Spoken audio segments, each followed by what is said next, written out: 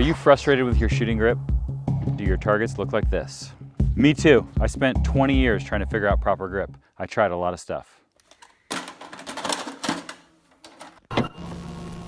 Grip has looked different for me and for many others over the years. I shot Weaver. I shot with a thumbs down grip. At one point I thought ratios like 70-30 support hand, shooting hand were correct. I thought getting more leverage by gripping crazy high on the gun would work. For years, I've focused on a hard support hand grip and a soft shooting hand grip. This emphasis is correct. But that emphasis, along with the other techniques, did not result in a long-lasting effect. The drills revealed problems in grip, but they did not help solve the problem in grip.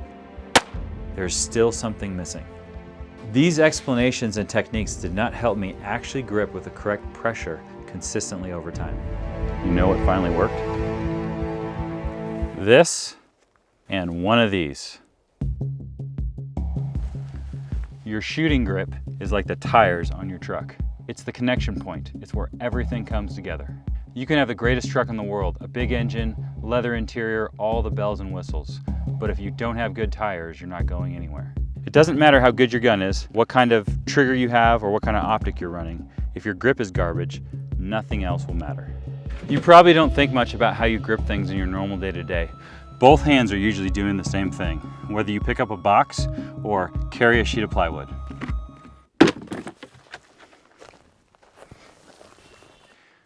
Or you're deadlifting in a random field with no weight on the bar, and you grab the bar with both hands, exerting even pressure. But shooting isn't like that at all. Both hands are wrapped around the same object, but they're doing something totally different. It's an unusual combination of connected and disconnected.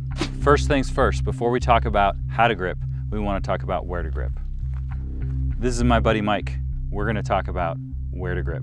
So one of the reasons I like using a frame is because it's very easy to see where your hands are on the gun. If you have the slide on there or you have a blue gun, it isn't as clear where your hands are relative to the frame, which is what you're trying to grip. For your grip, what I want you to do is you have the tang of the gun, bring it high into the web of your hand.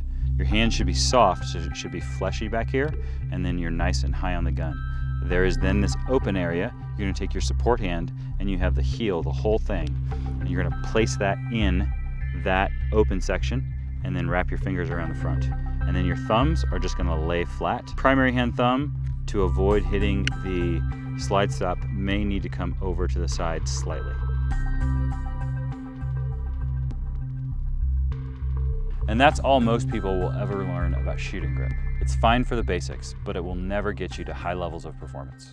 Now we know where to place our hands, but what does each hand need to do for us to be able to shoot fast and accurate? It's time for the apple.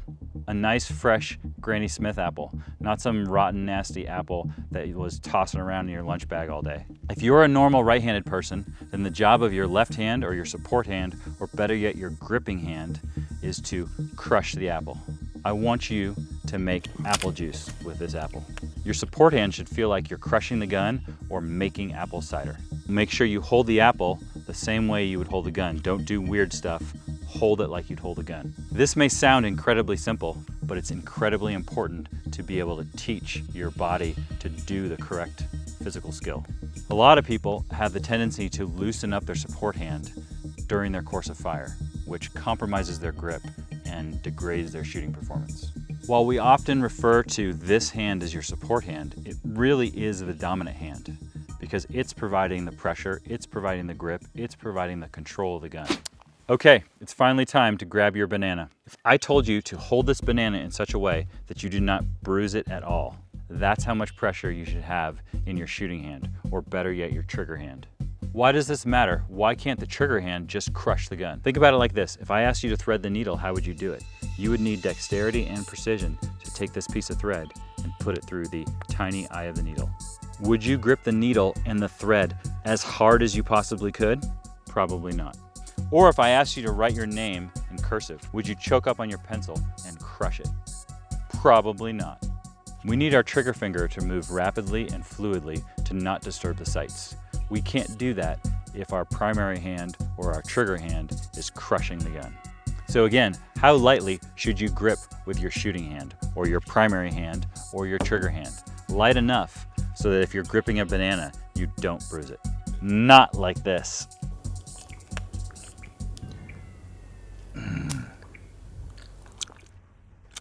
It seems simple, right? You have an apple and a banana. The problem is when you're shooting, your subconscious is gonna wanna balance out your grip, and then you're gonna overgrip, and you're gonna crush that gun, and your shots are gonna go not where you want them to. So this is how I put it all together in training. First start with the banana, grip the banana in such a way that you're not gonna bruise it at all. I grip the apple just like I would grip the gun, and I try to crush it. And then I move on to the gun frame. I place my hand on the frame in the correct location with the same amount of tension and effort that I would use with the banana. Then I switch to my support hand, and I grip the frame just like I would if I had two hands on the gun, and I crush this grip. The point here is to get a bunch of repetitions and to look at your hand and study your hand. Study the amount of tension and what it feels like. And you want to learn that and teach that to yourself in isolation. The next step is to move back to the apple and the banana. But this time your primary hand is going to have the banana, your support hand or your gripping hand is going to have the apple. And then you're going to do both of them together at the same time. That way your brain can think about the two actions as separate, isolated actions and won't be confused. You can move to both hands on a more gun-like object. So your support hand is going to go just on an empty magazine, and then your primary hand is going to go on the frame of the gun. This is where you want to spend a bunch of time. You want to be doing dry practice like this, where you are very focused on crushing your grip here and nice and soft with lots of dexterity here. After you have a bunch of reps with the hands separated, then you're going to bring the hands together. So correct grip placement of your primary hand, nice and soft.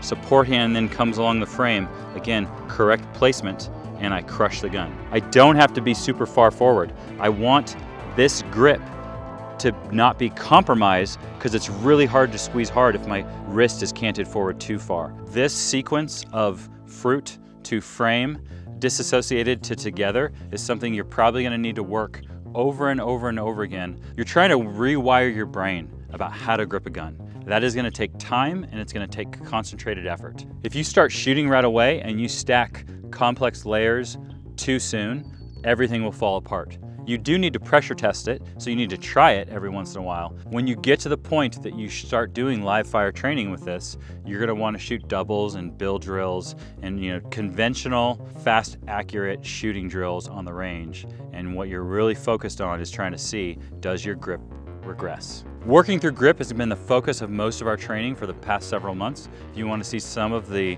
drills and some of the things that we do while we're working through that from a live fire training session, then check it out here.